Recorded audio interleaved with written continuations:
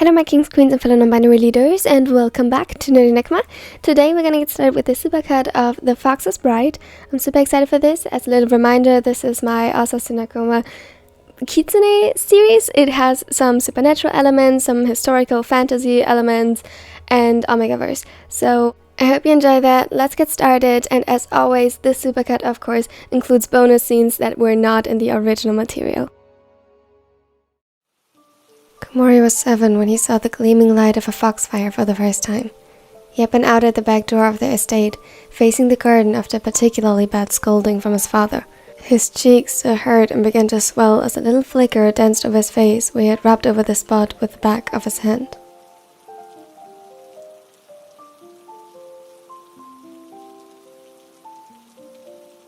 His eyes lit up as they followed the direction of the light to the end of the garden. It was tiny. His pain was forgotten about, and with a small leap he jumped down from the porch, his socks getting soaked in the wet grass.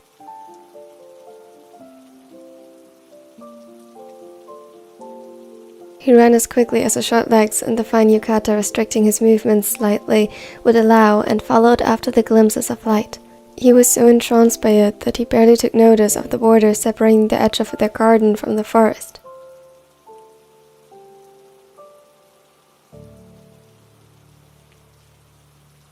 By day, he had wandered these grounds many times, often in the company of either his cousin or mother, but by night, the world seemed to shift into another. However, he looked at it merely with wonder as he slipped under big leaves and crawled through the bushes, chasing the light.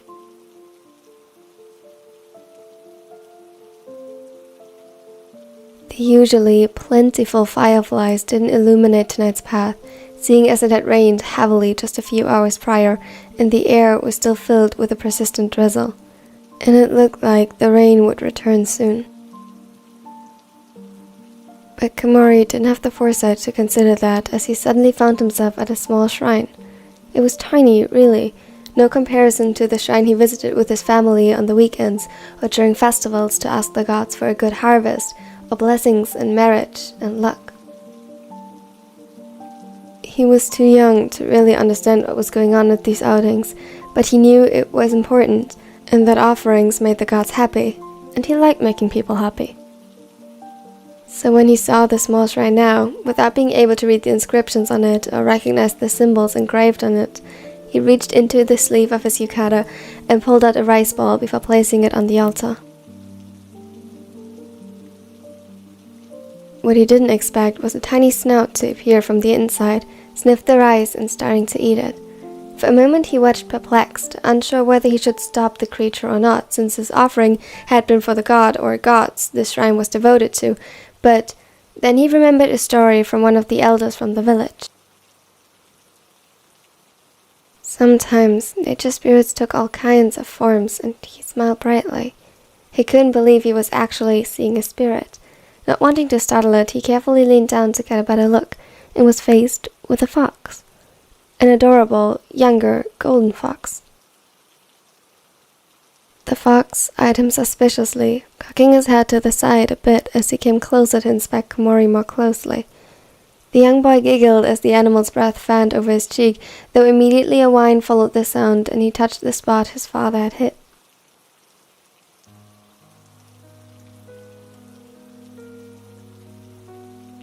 It wasn't a rare occurrence, though Komori certainly didn't get in trouble often. It was the norm to discipline kids as the parents saw fit, and minor displays of violence were very much part of that. Komori's punishments often followed when he defended his cousin, who was seen as weird by many of those around him. Kyu sometimes seemed to get punished for simply existing, and Komori couldn't bear that, so he didn't. As the fox came closer, he reached into his sleeve again and pulled another rice ball from the pocket before handing it to the creature. He didn't even have to wait to put it down. The fox took it straight from his hand, making him freeze and watch him in wonder.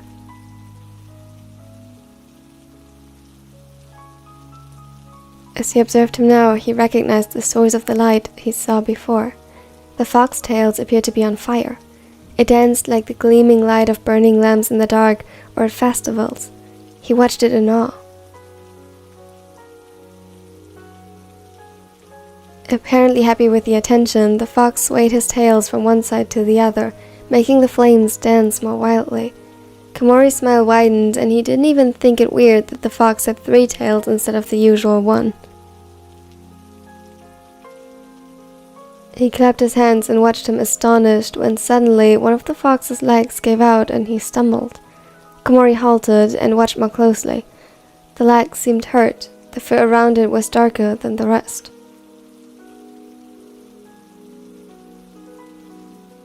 He reached for it and the fox jumped back weakly, suddenly cautious. A snarl passed between his fangs as Komori didn't stop, but his defense was weak as the boy lifted him into his arms, ignoring his attempts to bite his arm. He inspected the leg more closely, now recognizing the blood dripping from it. Quickly he took part of his yukata, which had been torn by twigs and thorns he passed on the way here before, and ripped it off completely.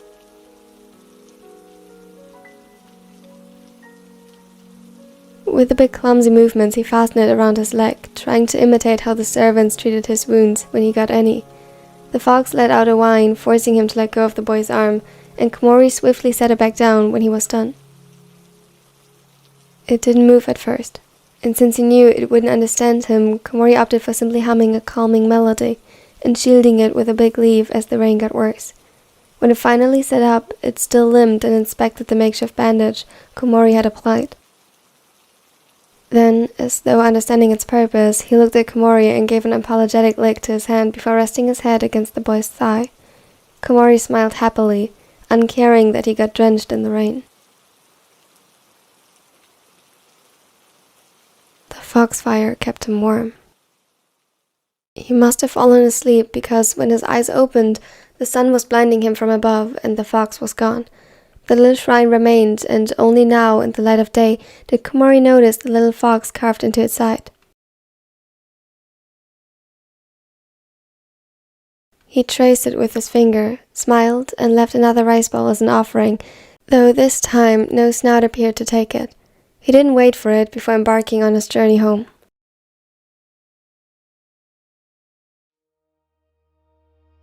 Zimmer?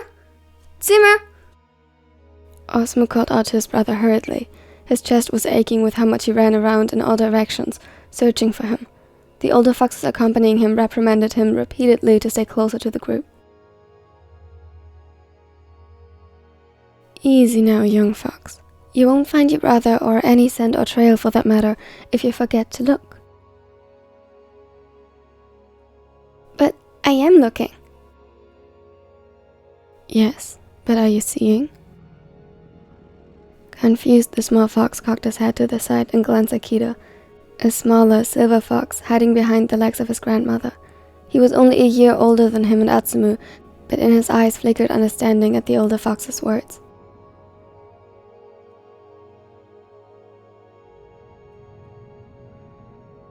Seeing involves more than your eyes. It's understanding what you're looking at. Very good, Shinsuke. Now, Osamu, can you see well when you are just rushing past everything? Can you distinguish scents, panting like that? Frustrated, Osamu's ears drooped, and he shook his head. He let himself fall on his hind legs and closed his eyes for a moment, listening. At first, he only caught his labored breathing, but as he calmed, he caught a scent in the breeze. Blood. Immediately, his muscles tensed, and he gritted his teeth. He jumped into action and leapt into the direction the scent indicated. This way! He paid little mind to whether the others followed him or not, as he dashed through the bushes until a small, almost tiny shrine came into view. Seemingly lured out by his call, a golden snout appeared, and by the time Atsumu had set a paw outside, his fur rose as Osamu tackled him into the wet grass. Idiots! You utter idiot! Where have you been? I hope a wolf eats you for breakfast, dumbass! Despite his words, his tails waved excitedly behind him and he pressed his head to his brother's throat to snuggle closer to him and coax out his scent. Can you for once just admit that you were worried about me? He yelped as Osamu suddenly bit into his paw in punishment. By the time the others had caught up with them, the twins were a barely distinguishable ball of fur and teeth as they tried to wrestle each other down. Asumu, Atsumu, calm yourselves. They only begrudgingly dislodged their canines from each other's necks and sat before their elder, still throwing glares at each other. What happened to your paw, Atsumu-kun?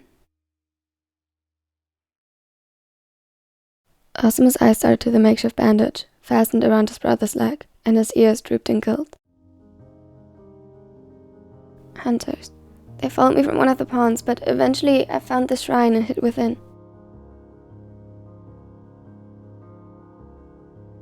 The gods must have blessed your path. Who bandaged it? A boy. He must be from the human village. He gave me rice balls too. Kida-sama nodded slowly. He sounds like a very kind being. Let's hope that one day his kindness will be repaid in kind. Now, let's go home. The healers will make sure that it's treated properly. They followed her obediently. Throughout the next day, Asumu made Atsumu tell him everything about the boy he remembered.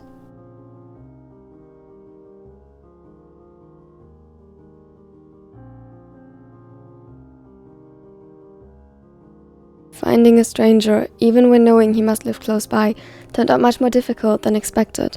Asumu had to bide his time and train hard to be strong enough to venture far enough from their safe haven, and even then struggled to avoid traps and hunters, both those specialized on kitsunes and regulars. Once he was caught and pretended to be dead, only to sneak away when the hunter wasn't looking. Someone specialized on kitsunes would have never fallen for that. Yet, it was no use. Just watching from the shadows amounted to nothing. He started to doubt that the boy venturing into the woods alone even existed, but Atsumu insisted he had been there. It wasn't until he finally mastered a human form without tails or ears that he made progress.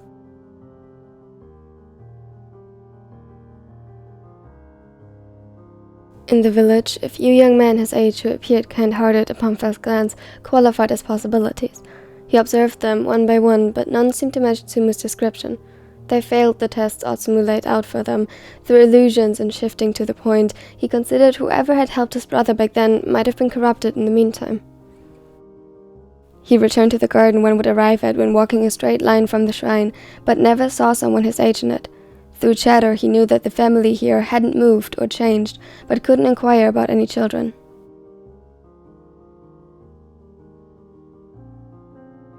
It was on such a day, sunny, that suddenly the back door of the house opened and a young, cute-looking man stepped onto the porch.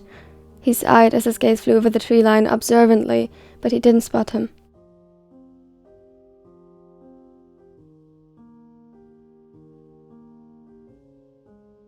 Komori-kun, what are you doing? Come back inside. Your skin will darken in the sun. Irritation flashed over his face before he quickly corrected it to a smile and got up. On my way. Before, however, he stepped through the door again, he reached into the sleeve of his kimono and placed 3 rice balls onto a small plate at the edge of the porch. When he was gone, Asumu sneaked closer to inspect it and found a small fox and the signs for Inari engraved into the offering plate.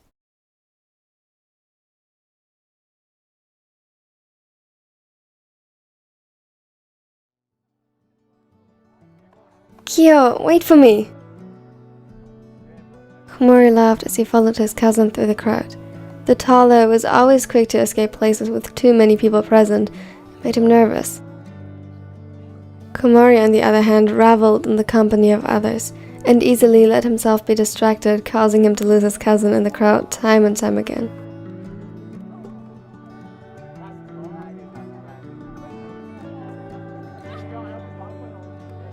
The fact that he was only allowed to wear delicately decorated kimono since he had presented as an omega didn't help. They restricted his movements, and he always needed to be cautious not to get them dirty or his parents would be mad. Keep up then, would you? Komori laughed and quickly slung his arm around his cousins, not to lose him again. Ever since 2 years ago, he lived with them and had become Komori's official chaperone when on outings.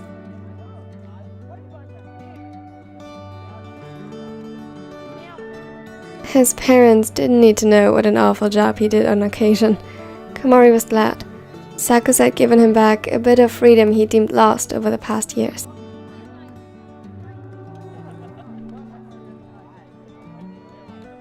And he didn't police him constantly about how his over-animated excitement was unseemly, and his tendency to run off or wanted to be physically active would never find him a good alpha. A group of alphas, clearly of higher status, though he wasn't sure they were on par with the Sakusa family, passed them, sniffing the air as they got too close, their eyes boring into him. A growl echoed to his right, and Sakusa pulled him closer. What idiots. Komori nodded slowly. Idiots or not, any one of them could be my future husband. My parents are nagging me non-stop that I need to find a good alpha. I think at this point, they'd just about accept any offer from my hand in marriage. Sakusa looked horrified at that. Komori laughed. He nudged him in his side and played it off, though he had the slight inkling his scent betrayed him. Don't be so serious, Kyo. I'm sure my future mate will be nothing short of kind. The dark kid looked away, his expression unreadable, but Komori knew he wasn't happy with how things were. Who could blame him? He wasn't either, but it wasn't like he could change it. Suddenly, it was as if he caught something from the corner of his eye and he turned around abruptly. But there was nothing, only the crowd of people that had surrounded them before already. Yet, within, he caught a scent that, while unfamiliar, reminded him of something. It was earthy and smelled like moss right before it started to rain. Motoyo? His eyes was just searching for the source, and for the glimpse of a second, he caught the gaze of lively brown eyes that seemed to be speckled with bronze and silver. Then it was gone again. We should get home. If we stay out for too long, your parents won't let me be your guard again. Komori nodded absent-mindedly and let his cousin guide him away, still searching the crowd for the scent of moss and rain, until they were on the path lined by a forest that led to his parents' estate.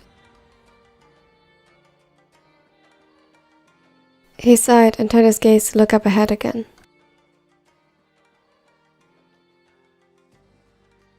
At the Genkan, they quickly changed their shoes before going in.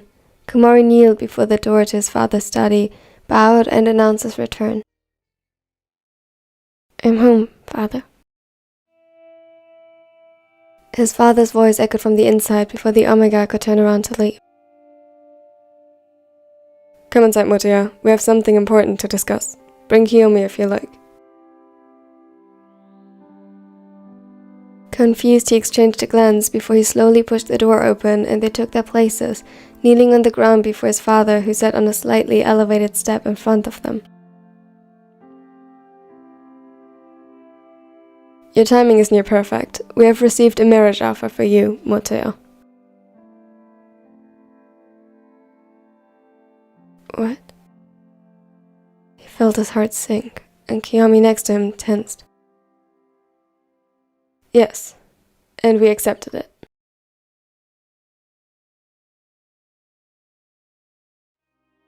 But, father, isn't that a little too hasty? He threw a sharp glance at him, and immediately Komori lowered his head again. Are you doubting my judgment, Motoya? No, father. Of course not. He bowed until his forehead almost touched the floor, fighting the tears welling up in his eyes. They had gotten offers for him before, from a few not deterred by his behavior, ill-suited for an Omega, convinced they could train him. But so far none of them had proven enough wealth or status to convince his father to give him away. He was an only child, and as such a huge disappointment since he presented as an Omega. The only thing good about it was that his father had been picky with his potential suitors. Even though his family name would end with him since he was just an Omega, it had appeared he didn't want to give him out to just anyone. This man is from a good family and clan, rumored to be blessed by the goddess of fertility and harvest. You will have it good there, and you will not bring shame upon this family by being difficult.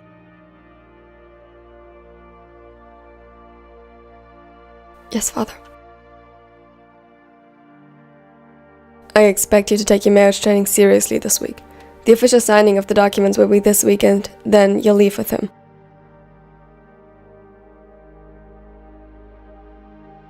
Komori's throat tightened, and he barely brought forth his agreement. He had no choice anyway.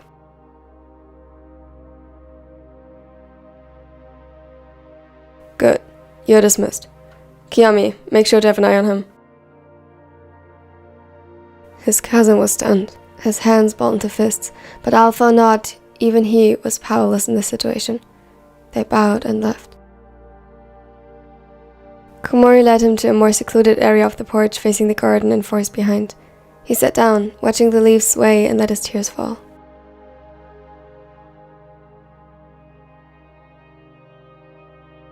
Kiyomi tried soothing him, but while he was grateful, where was the use in that?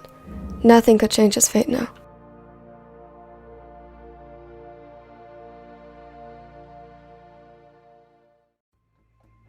He was put on a strict schedule the following week and forbidden from leaving the house.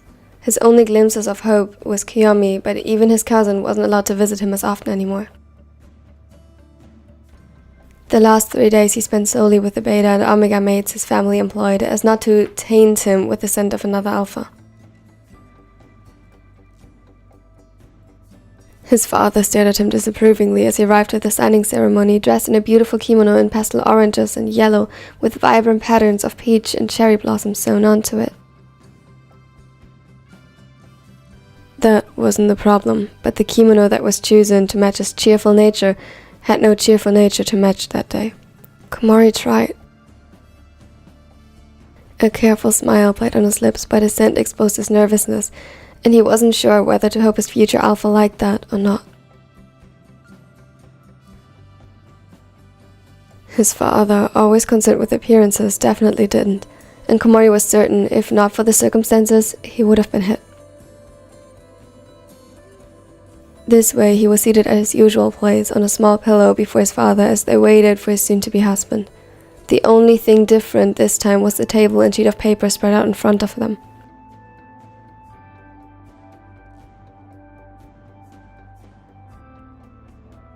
The document that had become the marriage certificate. When the door opened again, Komori didn't look up. He wasn't allowed to.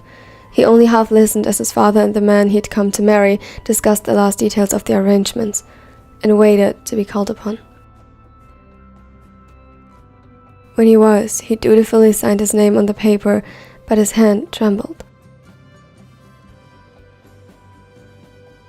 There is no need to be nervous. After the ink had soaked into the paper, Komori was finally allowed to face him and promptly believed he was hallucinating.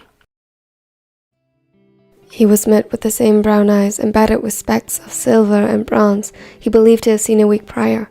Now they were decorated with artfully applied red eyeshadow and eyeliner, framed by short silver hair and skin that appeared slightly sun-kissed.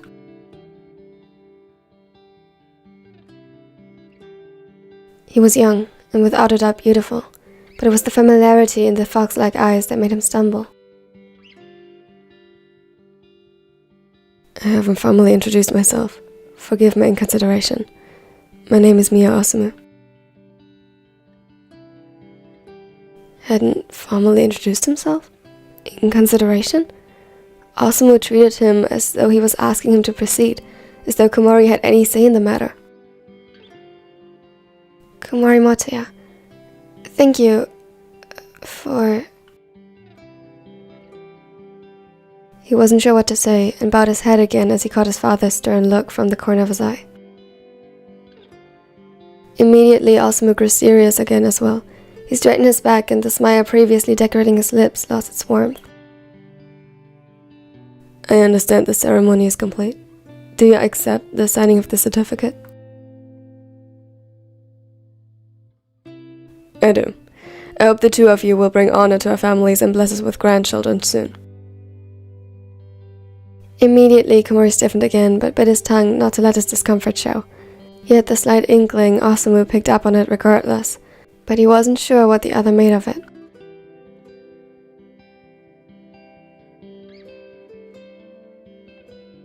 The taller bowed to his father before turning to him again, offering him a hand. Shall we? His voice carried warmth and comfort whenever he spoke to him, making Komori all the more nervous this might be an act. Still, he accepted the outstretched hand and nodded. There was little more he could do. As he was escorted out the building, he caught Kiyomi's gaze from afar, where he stood off to the side. Another step of loss rushed through him as he had to realize that he probably wouldn't see him again. He only managed to fight the tears until they were in the carriage and quickly turned away from Osamu. Motoya. It's nothing, don't worry. I'm just thinking I probably miss my home a bit.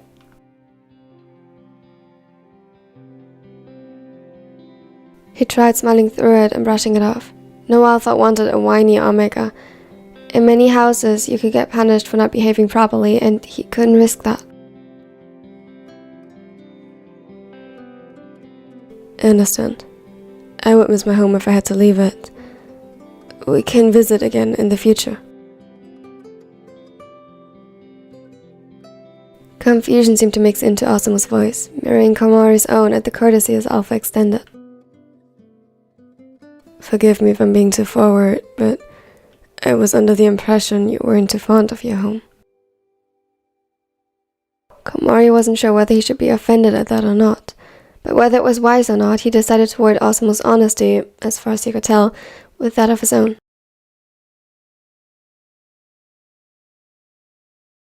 I am not in a long shot. It is my cousin I'll miss, and perhaps the forest I used to sneak off to. Osamu hummed in consideration. In that case, perhaps you should invite your cousin to visit us instead. And don't worry, we have plenty of forest where we're heading. It only puzzled him further, and Osamu seemed almost amused by his confusion as the Omega watched him cautiously, though he dared say the Alpha almost seemed nervous. What is troubling you? Komori cleared his throat and straightened his back. Forgive me. Where I'm from, it's unseemly to wander the woods as an Omega.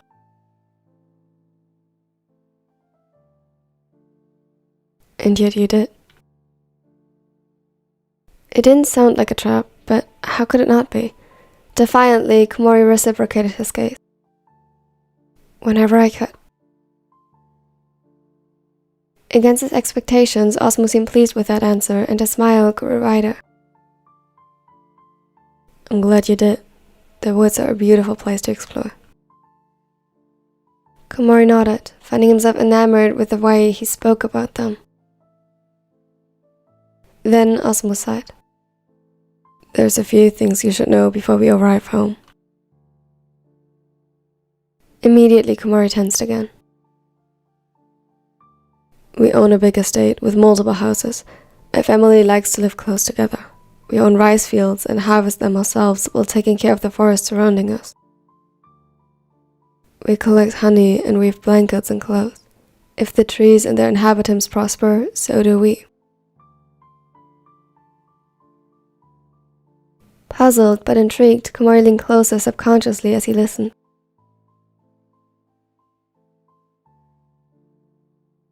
It'll be very different from what you know, and while you are not expected to do the same work we do, you are always welcome to join us if you wish so, and wherever you'll find your strength is what you'll be free to learn and perfect.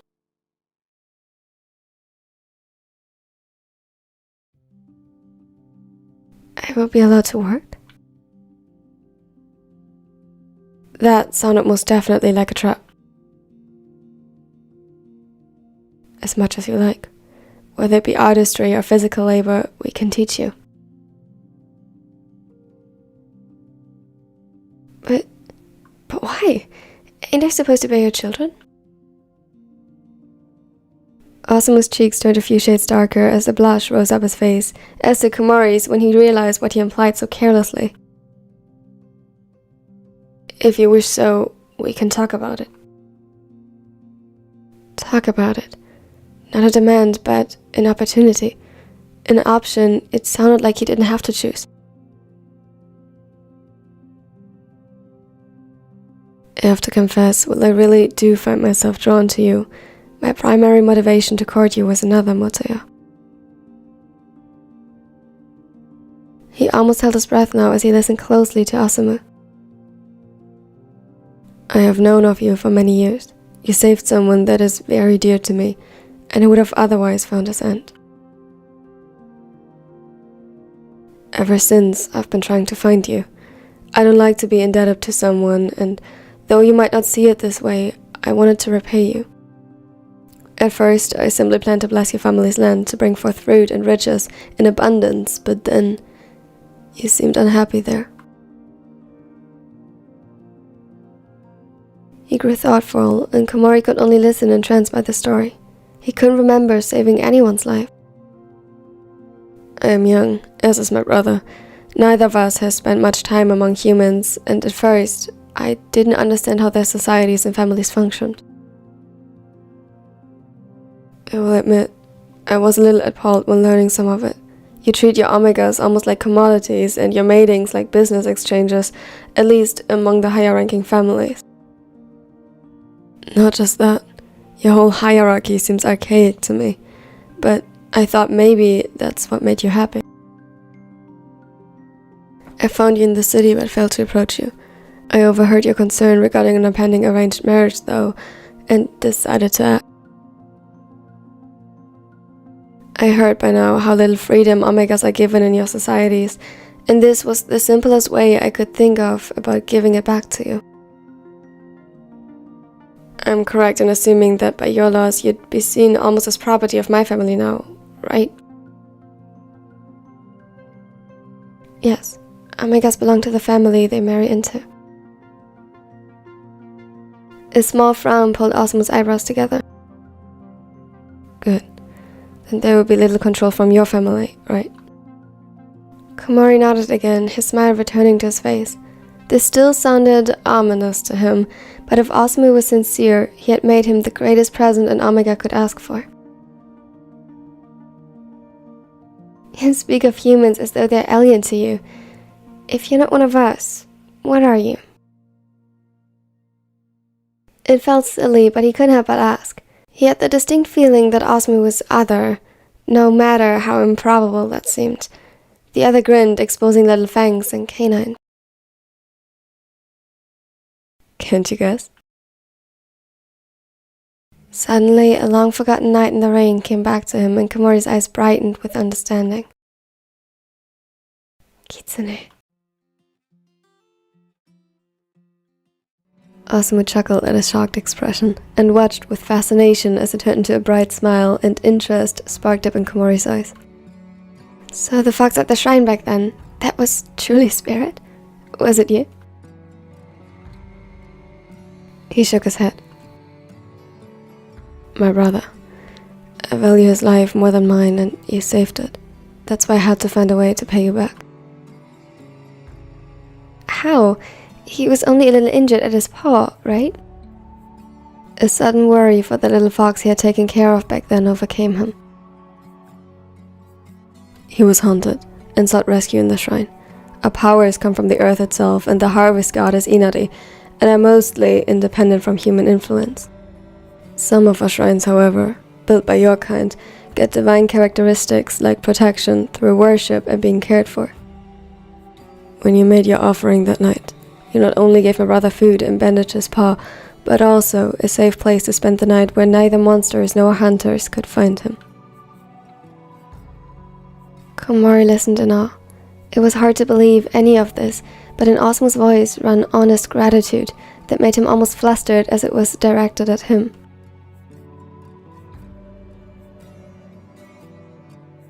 So your brother can truly turn into a fox? Not just him. Not just a fox. Kitsunes are shapeshifters. We take many forms. He grinned at him again. So, is this your real human form then?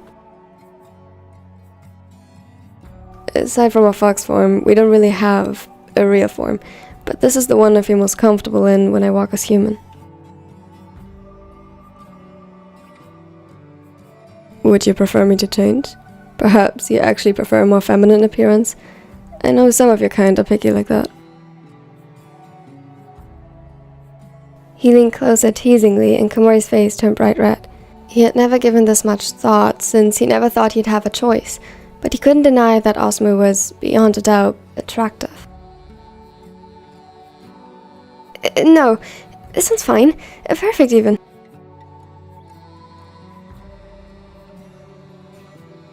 Oh, perfect. Well, I better keep it then. He felt flushed and utterly too hot. If he had known better, he would have thought his heat was approaching. It reminded him of another, rather uncomfortable topic that needed to be addressed.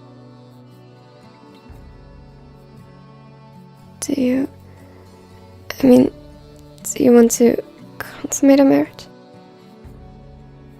At least Osamu had the decency to blush as well. That is up to you. We don't put the same value on things like this, and I will respect your decision either way.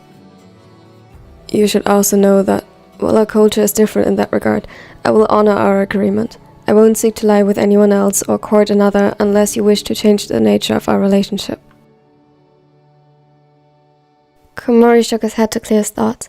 It felt unfair to ask this of him if this was truly just a marriage in name, though that thought, now that he knew Osamu a little better, was uncomfortable too. It was all too much information in too short an amount of time. He felt suddenly overwhelmed. As if noticing his turmoil, Osamu reached out to send him. It helped. The calming mixture of moss and rain filled the carriage. You don't have to decide right now. I know this is a lot. Komori took a deep breath and leaned a little into his touch. I think I'd like to wait. The words felt almost blasphemous to the way he was brought up. Regarding everything, I need to process this and see everything for myself. I'm sorry. That's okay. No reason to apologize. We aren't in a rush to make any decisions. It was silent for a moment in which Komori tried to put everything into order, but just felt tired by the end of it. Osamu? Yes, Motoya.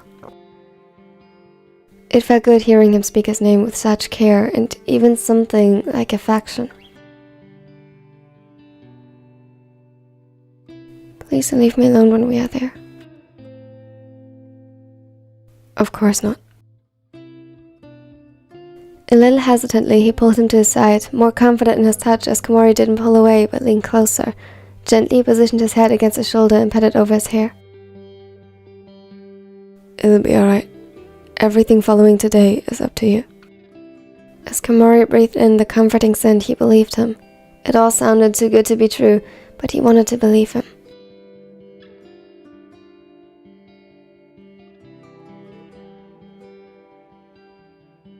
He must have fallen asleep because a little bit later, the sun had already crossed the horizon when Osamu gently nudged him awake and brushed a few strands of hair from his face.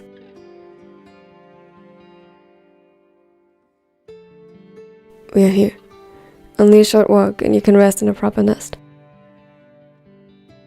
He tried not to question that he said nest and not bed, and stretched before he followed him outside. Osamu tipped the driver before leading him to the edge of a forest. Confused, Komori looked to his left and right, but there was no path to be found.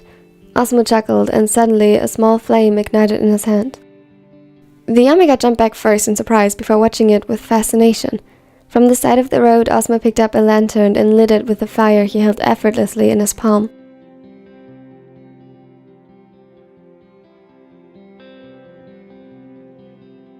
The flames on her skin extinguished, and the lantern illuminated a path that Komori was sure wasn't there before.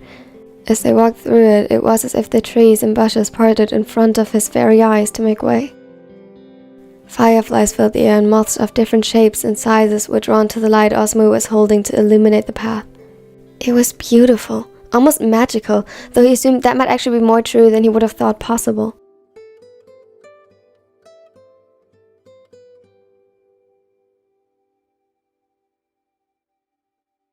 Do you like it? Osamu offered him a hand again, which he blindly accepted, still looking around in awe. He nodded absent-mindedly. It is stunning. Suddenly, the woods parted before them one more time and gave way to a clearing filled with small lights. Houses in different shapes and sizes, in different states of being seemingly consumed by the forest around them, formed a small village deeply embedded into the forest. Some were even built up in the trees or seemed to melt into the ground or mountainsides. To the left, rice fields stretched down the hillsides in multiple levels, and small water channels and falls passed between them.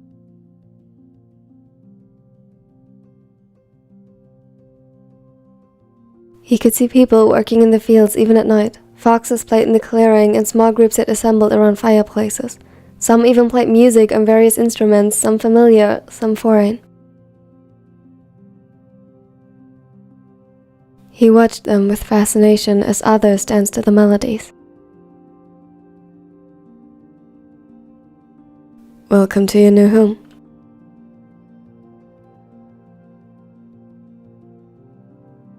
I can't believe this is not a dream. Osamu chuckled and gently guided him to one of the buildings closest to what he was familiar with at home. It was big and made from sturdy wood. The people and foxes alike looked up when they passed and nodded a friendly greeting but didn't approach them. For a moment, Komori was worried they might not appreciate that Osamu brought home a human, but the silver-haired was quick to reassure him. They don't want to overwhelm you. Don't worry. I'll give them 2 days max before they'll be all over you. Komori laughed. Somehow he felt more excited than nervous at the prospect. In the Genkan, they left their shoes behind and Osamu guided him down a long hallway, pointing at various rooms in passing. The house was a home mostly used by cubs, their caregivers, and the elderly. It was easily accessible and had large areas to eat together or play. It had many smaller rooms for people to sleep in individually or in smaller groups, and one big nest. He explained that the cubs were essentially raised by the entire clan and often snuggled up all together. In general, it wasn't uncommon for Kitsunes to sleep curled up together, whether they were mates or not. It was a form of pack bonding.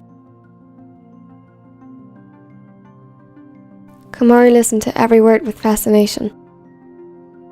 My brother and I shared a nest for the longest time, often with others our age or even some of the cubs when they didn't annoy us too much. He's still sulking that I'll now share one with you. I don't mean to steer you away from him. Nah, he'll get over it. After all, he needs to grow up eventually. Osamu spoke of his brother as if he annoyed him, but Komori saw the fondness in his eyes. The fact that he was here now was a testament to how much he cared about him. The fox led them to a room at the very end of the hallway at one of the corners of the building. It was small but had a wide door at the side made of glass that led into the forest. In the middle of it didn't lay a futon as expected, but the ground seemed to have been lowered in a circular shape that had been filled with pillows and blankets. So that's what you meant by nest. Osamu nodded. I hope it's okay for you. It is more comfortable in my opinion. Komori smiled and nodded when suddenly a knock on the door startled him. A young woman with her long black hair tied up in a ponytail and a plum-colored kimono with dark red and violet patterns appeared in the doorframe. She smiled and above her head fox ears twitched in excitement. Komori stared a little dumbfounded before he quickly rushed to look away, sure that it wasn't nice, but she just chuckled. Here, I brought you some clothes for the night. I'm sure you'd like to get settled first. Thank you, Ayame. She bowed and left again. Just so that I don't embarrass myself later, you don't employ servants here, right? Osamu nodded and handed him one of the simple yukatas Ayame had given him.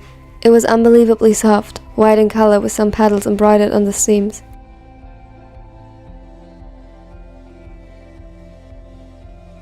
We don't have a hierarchy like you do, or even a currency for that matter. We trade with humans and use the money we gain for our scholars, venturing your world to accumulate knowledge. But within our village it holds no value. The clothes we wear, our dens, and our food is all made by us. Komori nodded slowly when his thoughts were suddenly interrupted as Osamu took off his yukata to change into the one for sleeping, with little care for his presence. His face burned bright red and he quickly turned away. Oh, I'm sorry. I forgot. I'm decent again, but if you want, I'll leave while you change. No, it's fine. Just turn around. He had a chuckle behind him and huffed, but Osamu complied with our protest. Quickly, Komori changed into the yukata. It was more comfortable than he could have imagined. I'm done. When they faced each other again, Komori's face was still red as a tomato, and a slight smirk played on Osamu's, which, much to the Omega's dismay, made him even more attractive. You look lovely in that yukata. It suits you. He didn't dignify that with a response and just made his way over to the nest. It really was more comfortable than a bed, and he discovered new patterns and embroidery on the various pillows and sheets.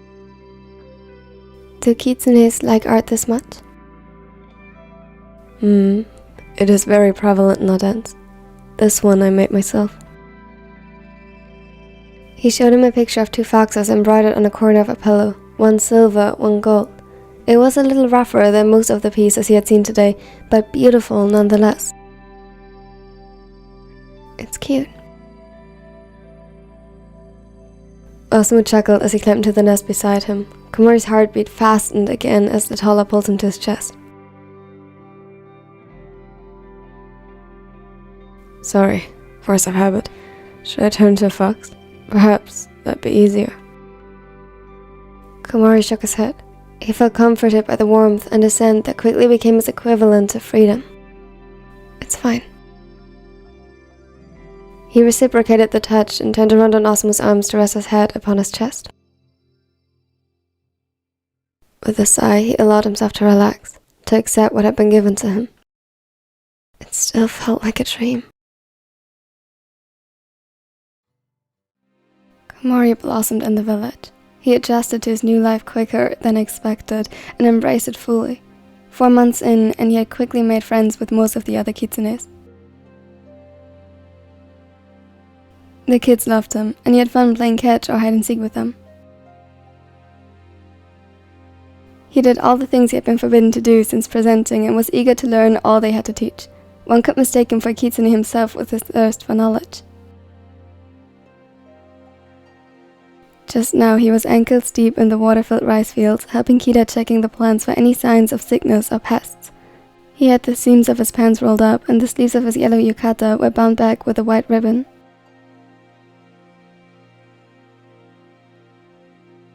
He smiled brightly while conversing with the older fox as they checked the plants. Osamu observed him fondly. He was happy the Omega had found his place here. Someone is smitten. Suna snuck up to him and teasingly let his tail ghost over his thighs as he walked past him before sitting down on the bench next to him. It was actually just a log that had been rid of its bark and placed by one of the fireplaces. Osamu glanced over at him. The aloof fox wore a dark blue yukata with the sleeves tied back just like Komori's, and his hands still wet from picking Katniss roots in the river. They were gathered in a basket he placed next to them. He let his claws grow sharper and began peeling the roots while leaning against Osamu. So, how's it going with Motia-chan? Osama rolled his eyes as the other teased him and tried ignoring the blush claiming his cheeks.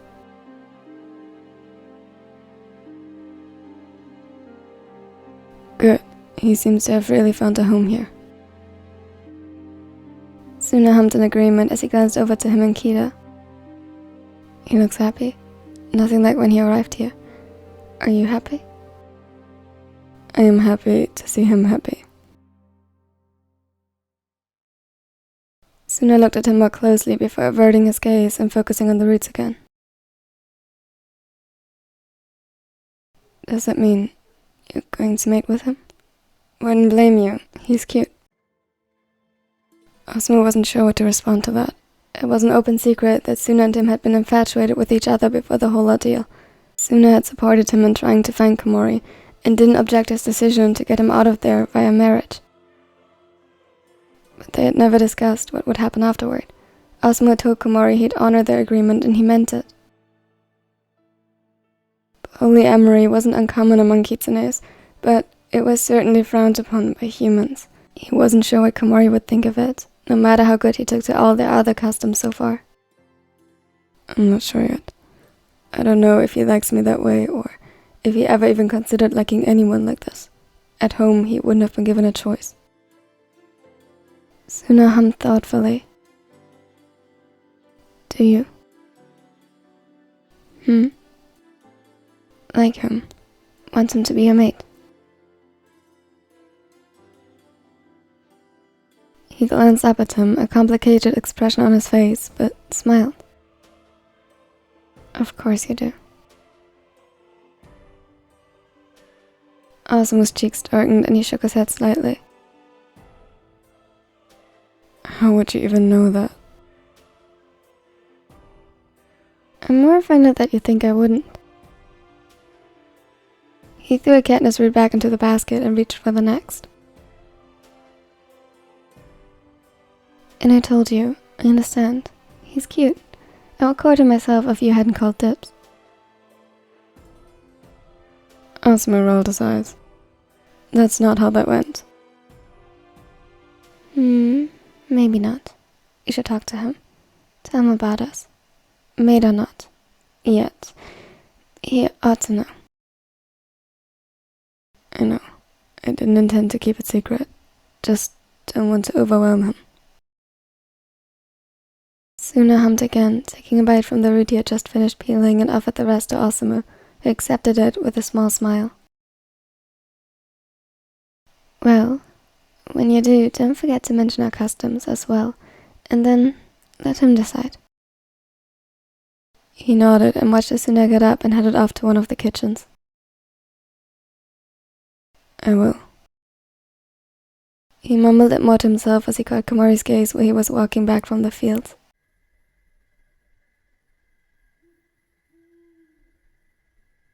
Later that evening, when he looked for Komori, he found him with Suna engrossed in a conversation about the Katniss roots, a sleeping kid on his arm. He didn't even know those were edible. Do you grow them?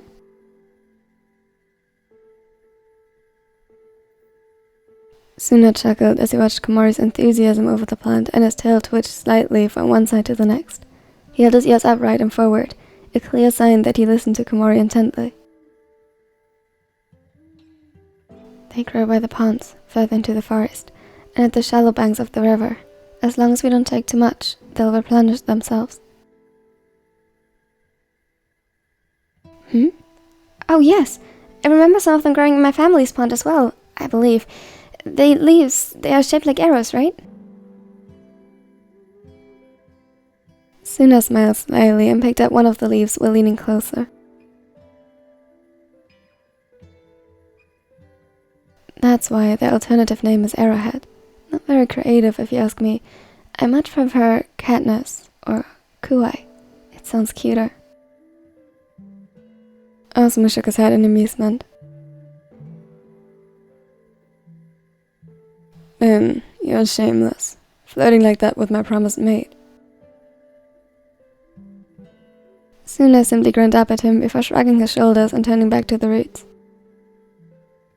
Told you I would have courted him if you hadn't called dibs. Maybe I still will. Komori's face turned bright red, and he took a step back, quickly turning to Osamu, probably to defend himself, but the alpha just laughed and nudged him forward before he could.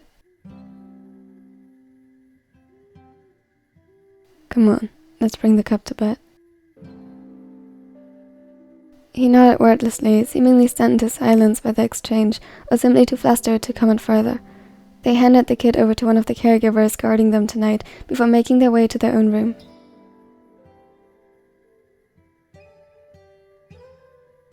Osamu noticed that Komori still seemed a bit too quiet. Are you okay? Did we make you uncomfortable?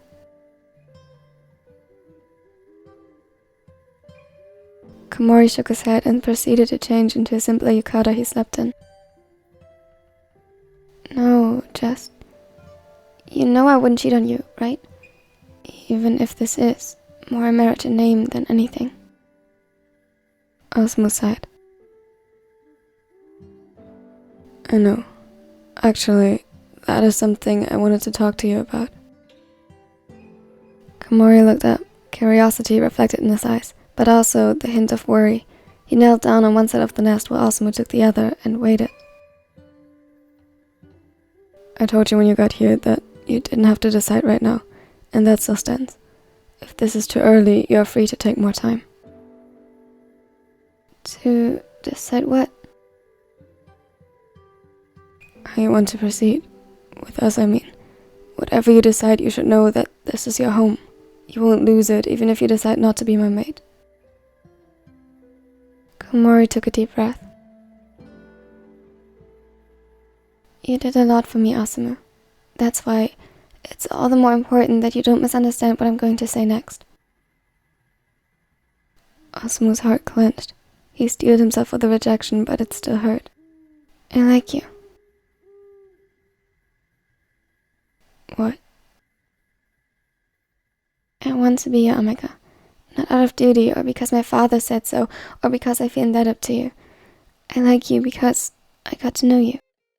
I like your kindness, and how calm you are, how much you care about your family and this village, your honesty, and, well, you're attractive too. At that, Osamu chuckled as he saw how much it cost Komori to say those words, actively fighting his upbringing and being taught to act shy or quiet. But you like Suna then, don't you? Surprised, Osamu's ears rose. I appreciate that you got me out of there in the least harmful way, but you shouldn't feel obligated to take me as your mate when you like another. You brought me here. We are even now. More than that, there is no reason for you to feel indebted to me anymore. He looked down and didn't meet Osamu's gaze. The alpha felt his heart sink as he sensed the signs of the Omega's sadness in the air, his ears drooping. Komori seemed to notice because he quickly wiped at his hand glance to get rid of it. Sorry about that. Please don't let it affect you. Too. I like you too. What? But I thought... I like them too. These things are not uncommon here. To have more than one mate is quite normal.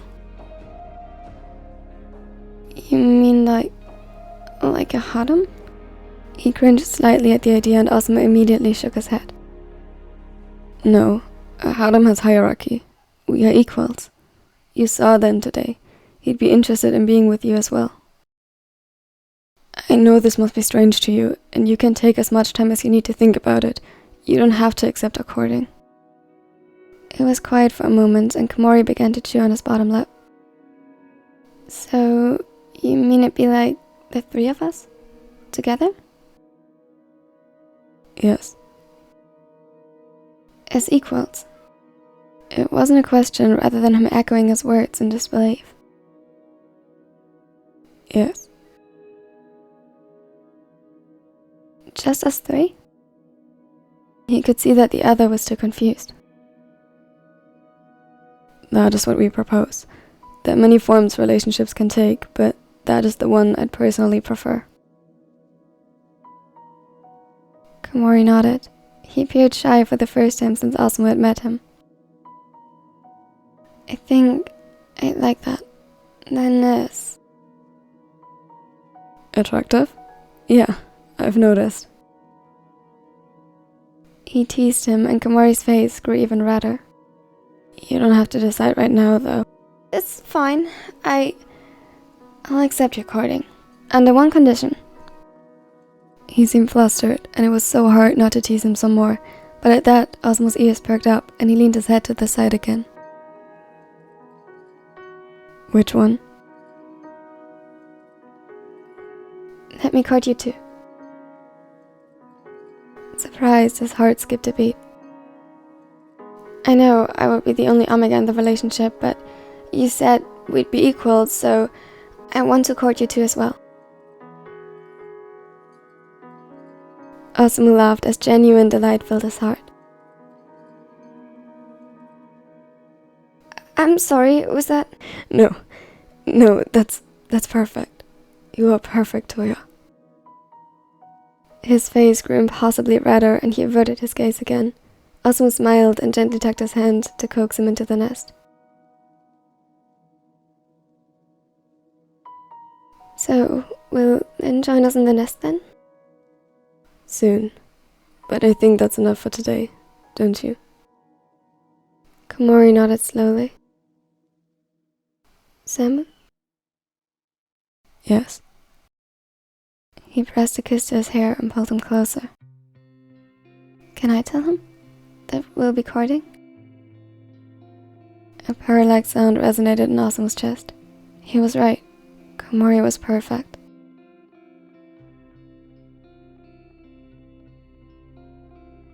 Of course.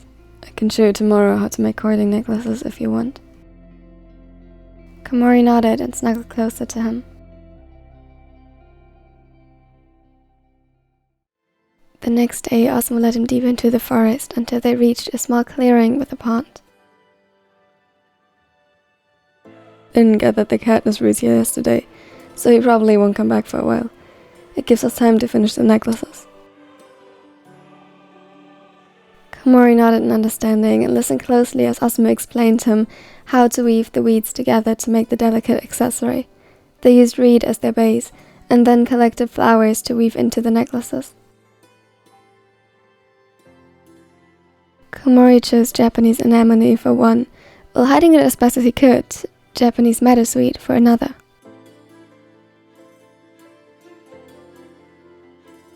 When they were done, he smiled, proud of his work, though something bothered him. Won't they decay rather quickly? Yes and no. They won't last forever, but that's the point of courtship. However, since we are Kitsunes, they last longer if worn by us. Komori nodded thoughtfully before presenting the second necklace to him with the delicate flowers of Japanese meadowsweet woven into the reed.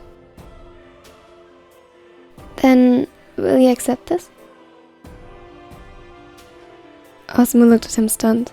His cheeks turned red and a smile tugged his lips outwards. He nodded and lowered his head so that Komori could place the necklace around his neck. The omega gasped when suddenly the weeds began to move and wove themselves tighter until the necklace sat like a collar around Osamu's throat. You've seen men turn to fox, but this shocks you?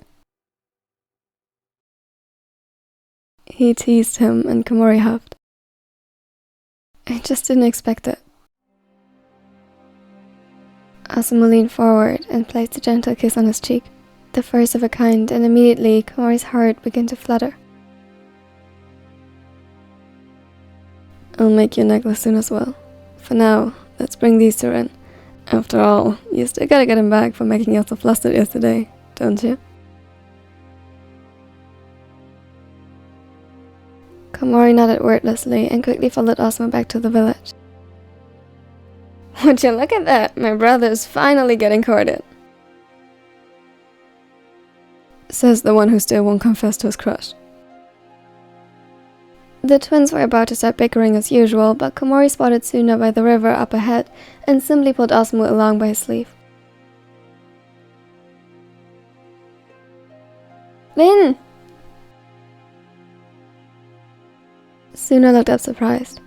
He smiled when he recognized them, though it fell a little when he spotted the courting necklace on Osamu. Komori didn't give him time to be sad about it, though. A little out of breath, he stepped before the other and bowed slightly when presenting the necklace he made with Japanese anemone. I'm not quite sure I'm doing this correctly, but I like you. Would you please accept my courting necklace? He stumbled over his words, but his smile remained bright, and when he looked up, Suna was speechless. It was the first time since arriving here that he saw the tall flustered. Both of ours, if you want. Suna let out a breath of disbelief before bowing down to accept Komori's necklace. Just like before, it tightened until it fit the fox perfectly, and shortly after, Osamu's rested just above his.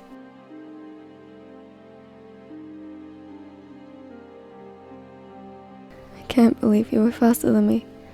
You're more forward than I expected, my sunflower. He traced the contours of Komori's cheek with his thumb before leaning down and pressing a kiss to his lips. I accept your courting.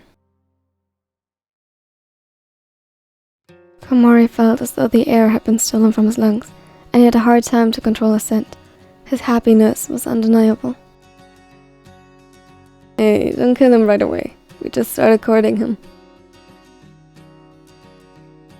Suna grinned, exposing his fangs. Oh, but I plan to devour him in due time.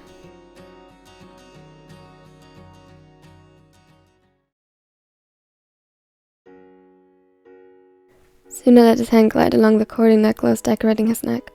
It was a little rough in places, and yet felt as though it fit perfectly against his skin. He paused by the river as he caught a glimpse of his reflection on the surface. He had never imagined the day he'd be courted by someone other than Osamu. The fox couldn't deny that he was attracted to Komori, but so far, that had always seemed rather impersonal and superficial. He was cute. His kindness was endearing, and his curiosity admirable. Although the circumstances were complicated, Suna had to commend Osamu's choice for a mate. He could see in the silverhaired's eyes that he already harbored a deep affection for the Omega, which was by no means unrequited. It made him worry that if he couldn't grow to reciprocate that same affection, maybe he'd be the one poisoning their future.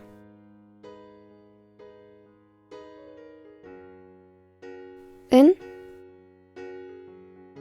The Kitsune flinched violently. He was used to sneaking up on others, not being snuck up on. Komori seemed a little taken aback by his reaction before he let out a chuckle. Sorry, I didn't mean to startle you. If I say you didn't to save face, would you believe me?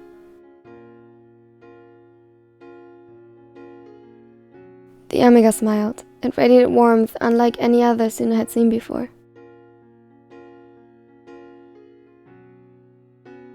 Probably not, but if it helps, I'll pretend to, and not mention it to anyone. How kind of you. Just doing my duty as your potential mate. Speaking of which, are you doing okay? Suna looked away before straightening his back and giving him a small smile. Yes, you have nothing to worry about, darling. Komori looked at him skeptically, as though he didn't buy it one bit, yet he sighed and changed the topic. How about a walk? I heard some of the others mention a meadow filled with flowers, and I'd like to see that, wouldn't you?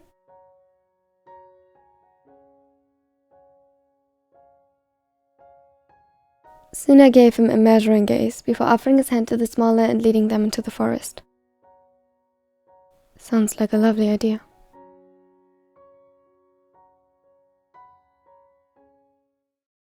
Suna felt his worries melt away the longer he sat under the midday sun, surrounded by flowers dressed in all kinds of different hues, and yet they paled compared to the human in their midst, trying to string them together into crowns. Komori was easy to fall in love with. Perhaps impossible not to. He stuck out his tongue a little in concentration when weaving the delicate strands. He was too hasty when frustrated and too quick to assume success. However, he was also stubborn and repeated the action over and over until he got it right. He was smart and had a good intuition. He could observe the structure carefully and figure out how it was put together, pouting when Suna corrected him on details before fascination returned to his eyes.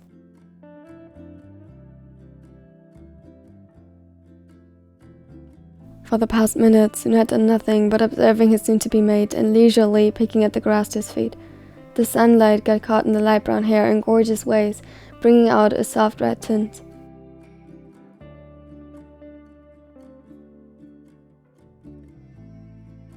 Do you feel better now? You seem more relaxed. Have you found a solution for your problem? Suna's heart warmed and he leaned forward to press a kiss to Komori's temple. There wasn't even a problem to begin with. I was just too blind to see that. The Omega tilted his head in confusion, making Suna chuckle. He adored him. Truly, his only worry should have been whether Komori would have it in his heart to fall for him. But that too seemed a non-issue as he caught the other blushing and looking away, almost bashful under his touch.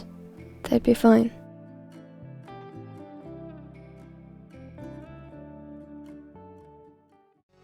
They invited Suna into the nest, now belonging to all three of them a week later, under the pretense to sleep in the same nest to get used to each other since, though it didn't stay with just sleeping. None of them were prepared for it to trigger Komori's heat, but the Omega didn't reject them as it happened. He was caught off guard by their surprise at that, and the anger tinting their sense as he reiterated again that under normal circumstances, to him, the option didn't even exist. After that, they assured themselves about 1,000 times of his consent and focused on him at and foremost. They left the den 3 days later, without courting necklaces but displaying matching mate bites in their place.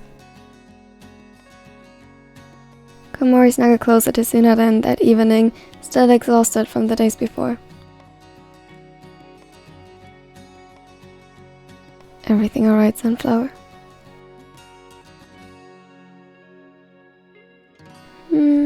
Tired. Suna chuckled and pressed a kiss to the crown of his hair. They still waited for Asuma to return from his hunt with Atsumu, and Komori was determined to stay awake, but it got harder by the second.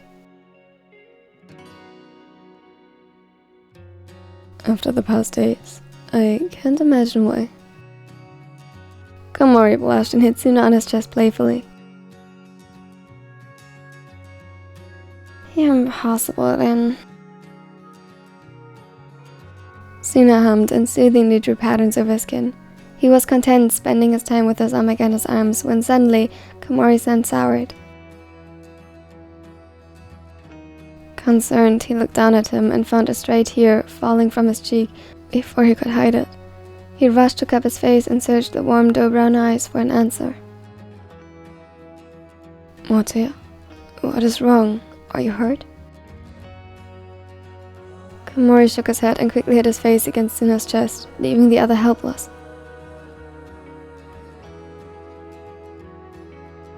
I was thinking of Samu and Sumu, and it reminded me of Kyo. I miss them. Your cousin? Komori nodded and Suna soothingly stroked over his back as he let out a sob. It's okay. Let it out. I'll make sure you can see him again soon. I promise. Thanks. He sniffled and frustratedly buried his hands into the fabric of the yukata. I'm sorry. I guess I'm still emotional from my heat. Why are you apologizing? Missing someone is a perfectly good reason to be upset about. Yeah, but not this upset. He's not dead after all. I'll see him again. Suna raised an eyebrow, confused. Do humans not get sad when separated from their loved ones? I mean, yeah, we do, but it's unseemly to cry about it. Childish. The fox frowned and pulled him closer. You humans are weird. If you feel like crying, cry. It helps. Komori didn't know what to say anymore, but in the absence of a logical point to counter what he said, he simply took his mate's advice and allowed the tears to fall. It did help. By the time Osamu arrived, he felt better, though that didn't stop the alpha fussing over him as he saw the remnants of tears staining his cheeks. What happened? Nothing. I just miss my cousin. Immediately his eyes softened, and he quickly changed and joined them in the nest. He exchanged a kiss with Suna before leaning down to kiss the remaining tears away until he reached his lips. I can organize for you to visit him in a few days if you like, and I will accompany you, of course, if you want. I would feel more comfortable if you didn't have to go back there alone. Don't worry, me too. And it would probably also be considered unseemly if I did. I'll just have to make sure to cover it in smog. The other fox let out a dissatisfied grumble as his tail twitched angrily and his ears flattened slightly. I'm sorry, love. It's not that I don't like showing you off. He nuzzled at his neck to coax up more of the rich scent of patchouli. I know. I just don't like the thought that you'll go back to a family that treated you like a commodity at all. They were mostly good to me. It's just different for humans. They value discipline and reputation. Oh, I like it here much more. The kids seem happier without punishment.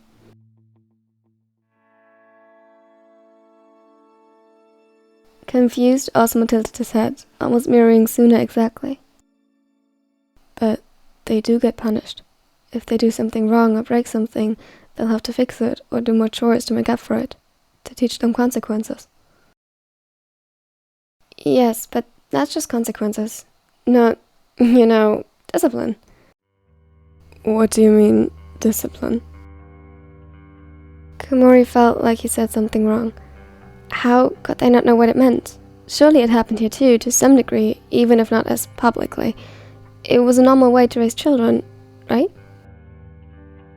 To discipline them, like, hitting? Hitting. Suna's voice sounded almost apathetic in shock, as if he didn't believe it. Well, more like spanking, though sometimes he would get slapped or switched with, like a stick of bamboo.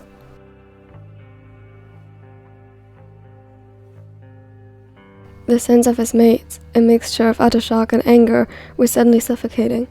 It was written on their faces that no, that was not normal here. Komori tensed. He didn't know what to do with that. For him and almost any other kid in the human villages and cities, it was normal. Discipline and obedience were valued highly in every household and enforced by whatever means necessary. You are not going back there.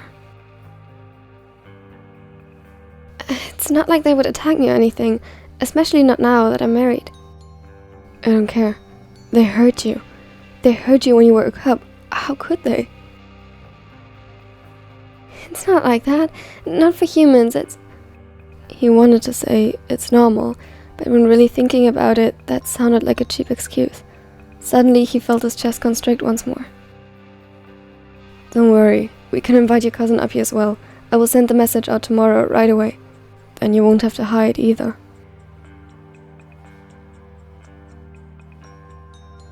Komori nodded wordlessly, his throat suddenly too tight to speak. Suna noticed and immediately began to send him soothingly. Osamu joined and slung an arm around the both of them.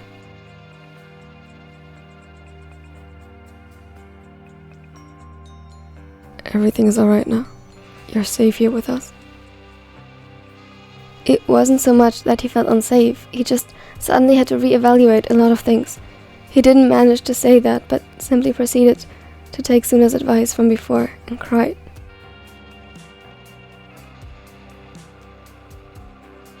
They didn't judge him or try to shush him. He was simply held until the tears ran dry on their own, and he was coaxed into sleep by their gentle touches.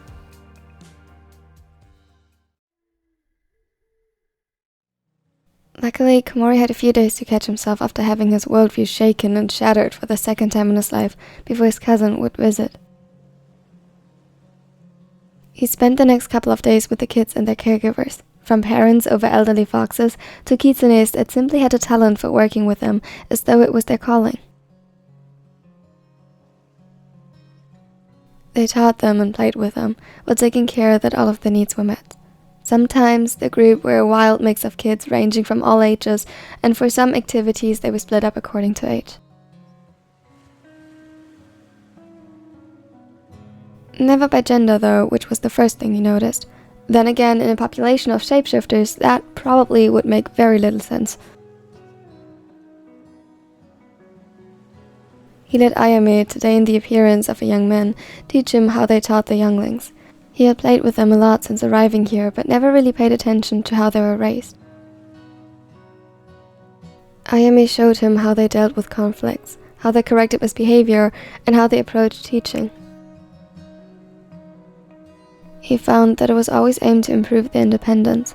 The way they taught was to understand and develop logical thinking that would aid the children in making the right choice in the absence of an adult or when growing older. They embraced questions and condemned the idea of blind obedience. What if they are in danger and need to listen right now? We have a signal for that. If we light a red foxfire or say red fire, they know to listen and ask questions later. It's the trust we have built that makes them know it's not an empty promise, and the curiosity will be sated as soon as they are safe again. Then we explain why it was necessary, and they can hopefully avoid it the next time around.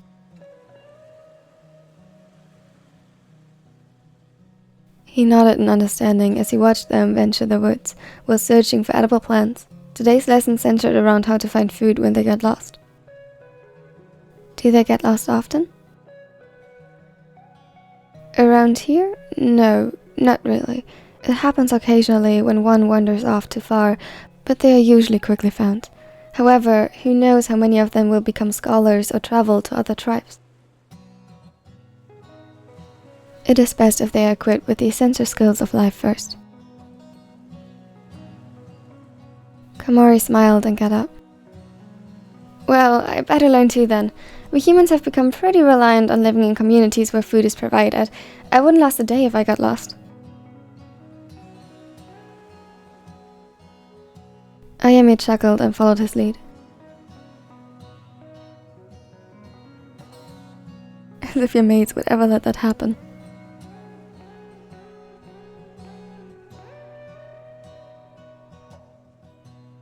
It was healing spending the day with the kids, and he even considered to become a part-time apprentice of the caregivers to in the future more actively help care for them.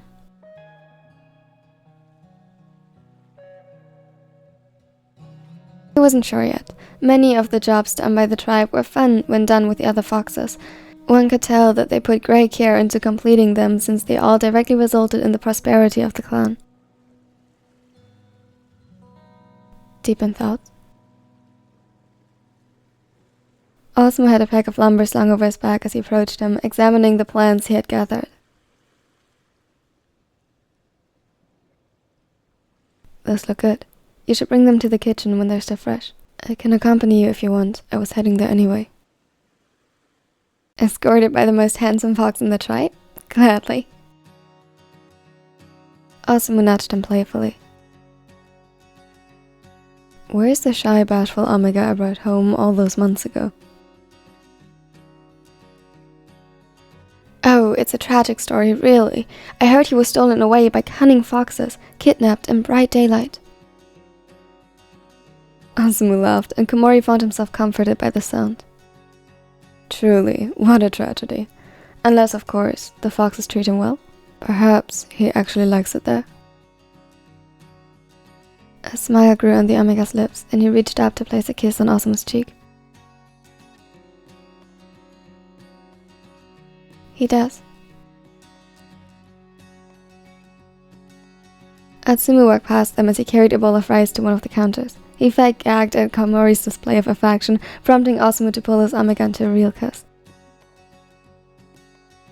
You two are insufferable. Even worse than you and Tsunaden, says the one being courted by two mates. Hey, that's just as many as you have. I'm just saying. Komori chuckled while handing the vegetables and herbs to Kaedo to be processed further.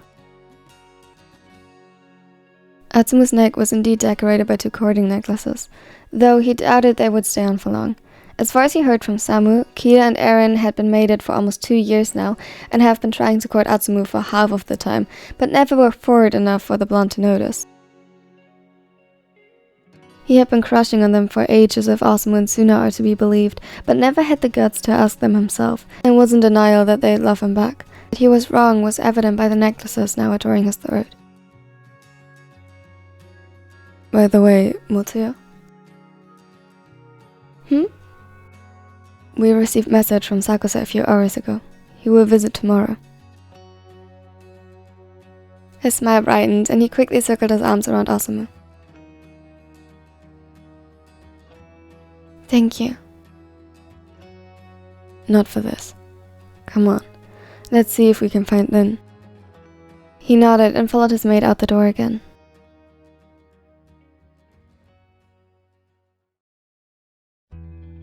The next day, a nervous excitement had taken hold of the Omega, and he couldn't sit still as he waited for his cousin to arrive.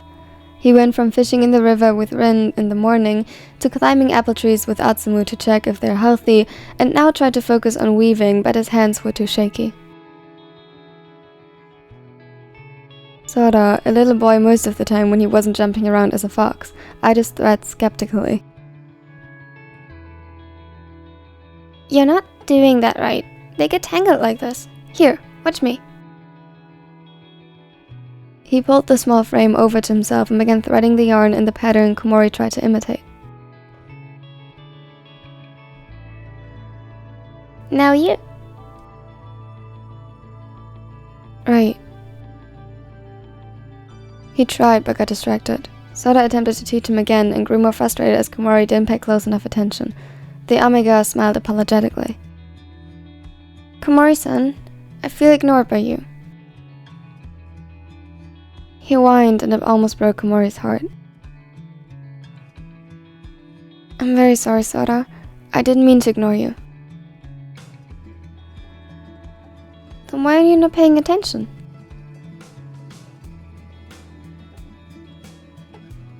He took a deep breath, trying to ignore the insistent memories of how such behavior would have been unacceptable in his old home. Someone very important to me is going to visit today, and I'm happy but also nervous about it. That's why I can't focus right now.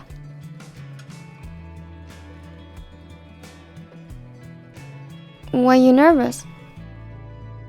I haven't seen him since I moved here. I like it here, but I value his opinion and hope he approves of my choices. Why wouldn't he? Komori shrugged his shoulders.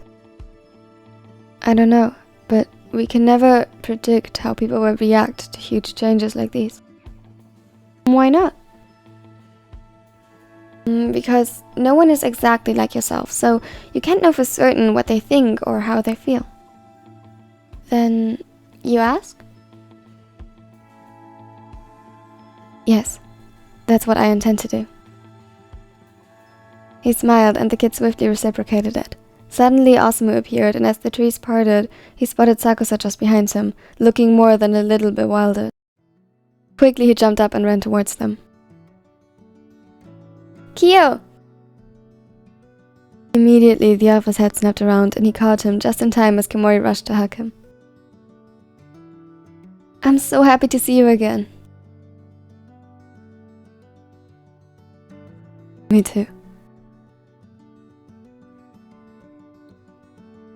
His scent exposed his caution, but with Komori close by, he allowed Osamu to lead them to a private room in the community building where they could talk. Kaedo was just about to prepare some tea. Should I ask them to bring you some as well? That would be nice. Thank you, Samu. Everything for you. They shared a last kiss before Osamu left, and Komori and Sakusa settled on opposite sides of the small table. Komori let himself fall onto the cushion with a sigh and reached up to undo the ribbon tying his hair together. He had decided to let it grow out. Most of the foxes wore it long, and he wanted to give it a try. Though it probably wasn't quite fair to compare himself with shapeshifters. So... Sakusa looked still tense, and Komori felt his nerves well up again. Oh. They're not human, are they? No. Kitsunes, actually. Fox spirits. Right. Fox spirits. Silence stretched for a moment until Komori burst out laughing at Sakusa's expression. You need to stop taking everything so seriously and overthinking things, Kyo. We're living in a world close to the gods. I think that's worth overthinking. But you're happy, right? It treats you well. They actually, and yes, very well. They freed me, Kyo. Yami looked at him confused, and slowly Komori began telling their story from the beginning, when he met Atsumu that fateful day at the small shrine behind their house. It was a lot to take in for the Alpha, just like it had been a lot for him, but Komori could see him relax as he began telling him about everything the tribe did for him, and how life was like here. It sounds too good to be true. Yeah, that's what I thought too. So you're happy? Very. Samu and Lin are the best. I couldn't have wished for anyone better. Suddenly the door opened and Atsumu appeared with a tray of tea in hand. If I have to hear one more person talk about my brother like that, I'm gonna drown myself in the river. Minaden is already getting on my nerves with that. Atsumu then. One and only. Here's your tea. Asuma asked if we should prepare a guest bedroom for you, Ami. His cousin seemed momentarily stunned by the nickname. Don't call me that. Hey, it suits you so well. Alpha frowned, but Komori caught his ears, turning pink. Well, do you want to stay with the foxes, Ami? Sure, as long as my room is as far from yours as possible. Aw, you wound me. He laughed again, and Komori looked at his cousin knowingly. Whatever you're thinking, stop it. Didn't even say anything. Your face said something. He laughed and quickly reached for his cup of tea. Now, if you want to stand a chance, you gotta act fast. He's already being courted by 2. Right. I shouldn't have assumed. Mori sighed at his cousin's sudden gloominess and pulled the hem of his kimono down a bit before clearing his throat. Remember, fox traditions are different from ours. That's not to say you should just straight up walk up to him and announce your courting, but there's nothing wrong with asking. Come for a bit, visit me more often, even if only as an excuse, and get to know him. And the others, of course. I think you would like it here. Sakusa still seemed a little skeptic, but Komori could see how the idea of a life as far from his family as possible lured him in. He didn't know what the future brought, but he knew he had found his happiness here, and part of him hoped his cousin would too. Congratulations, by the way. Hmm? On the pup. Or I guess since it's part fox, you'd refer to it as a kid. He motioned vaguely towards Komori's stomach, effectively freezing him in place.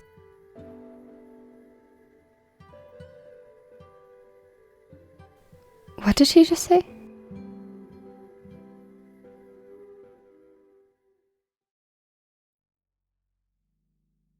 Osamu was petting absentmindedly over Suna's hair, listening to the low purr resonating in the darkest chest. There was a small part of his brain anxious over the idea to leave Komori alone with a stranger, despite it being his cousin. It only tied him back to the family Osamu wanted to keep him away from as far as possible. Of course, Komori reassured them and explained about a dozen times how he often would take punishments in Sakusa's place where the alpha tried to stop him. He sighed. He failed to understand how anyone could ever lay a hand on him. Not just that it seemed archaic in general, but Komori was the last person one should want to hit. He was too kind for that.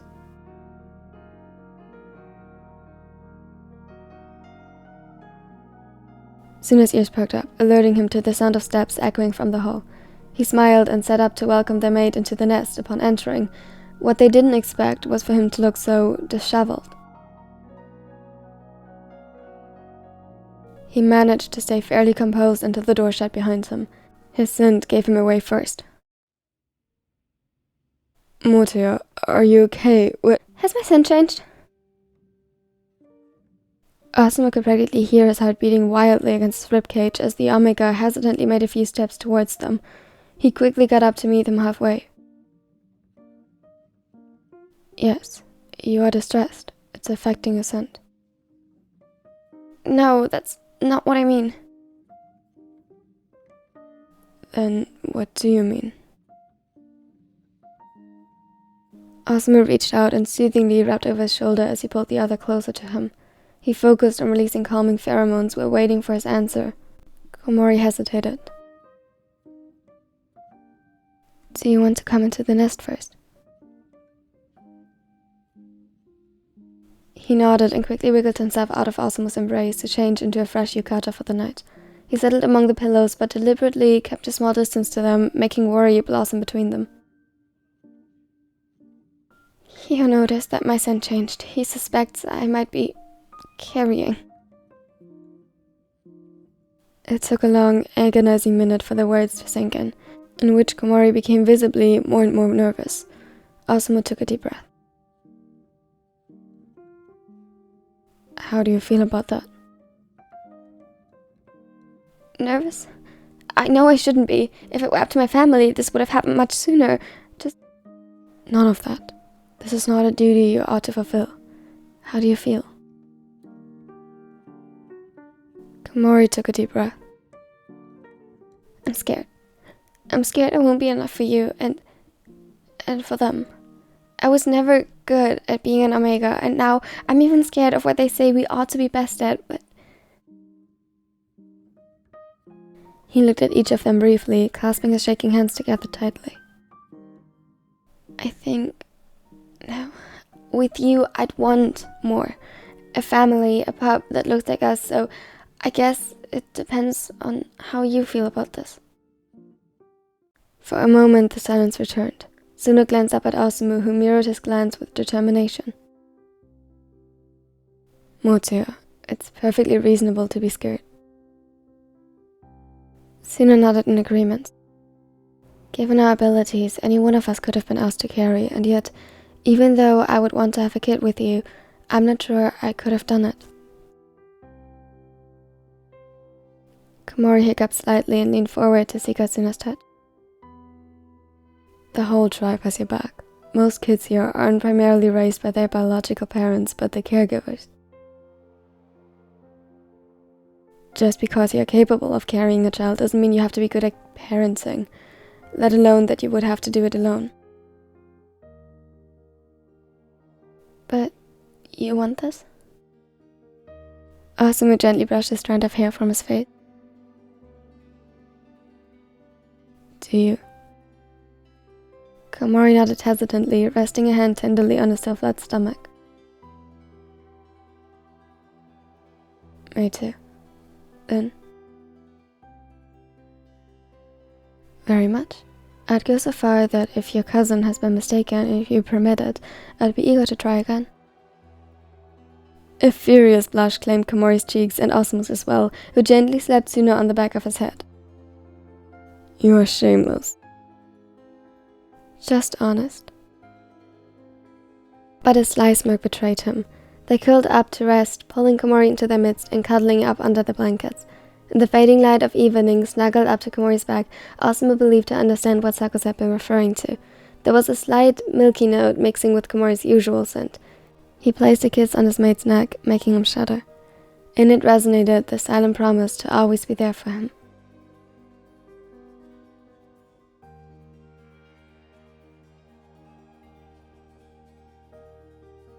Thank you so much for watching to the end. It truly means a lot to me, especially on a long compilation or supercut like this. I really hope that you enjoyed this series altogether. Please, if you did, don't forget to leave a like and maybe subscribe or share it with a friend if you like. You can also turn on notifications if you want to make sure that you don't miss out on anything in the future. And tell me under the pinned comment what your favorite part from this series was, or if you have a special quote that would mean the world to me and helps me a lot making future content.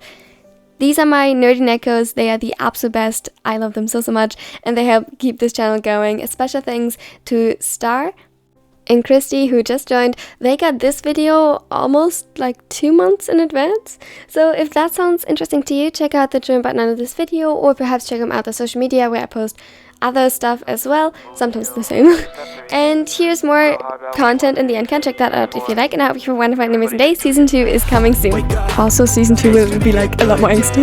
Wake up, today's gonna be a good day. Wake up, today's gonna be a good day. Wake up, today's gonna be a good day. Wake up, today's gonna be a good day.